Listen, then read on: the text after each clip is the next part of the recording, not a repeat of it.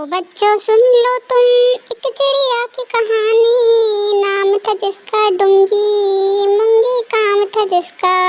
आओ बच्चों तुम्हें सुनाए एक चिड़िया की कहानी। एक जंगल में रहती थी डुंगी नाम की चिड़िया। मस्ती खोर थी वो चिड़िया, एक दिन भूख लगी जोर से।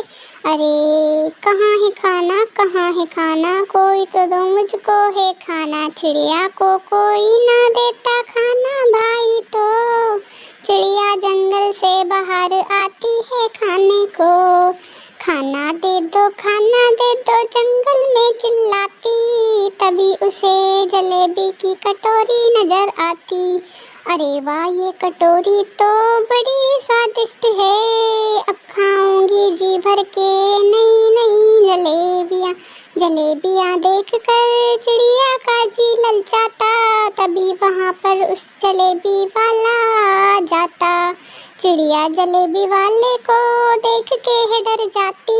जलेबी की कटोरी उठा के भाग जाती। अब ले लो तुम कटोरी, मैं तो खाऊंगी जलेबी, कोई न छीन पाएगा मुझसे मेरी जलेबी। जलेबी वाला चिल्लाता कोई बचाओ जलेबी, लेकिन चिड़िया तो जलेबी ले जाती। जी भर के वो जलेबी खाती, उसका जी ललचाता।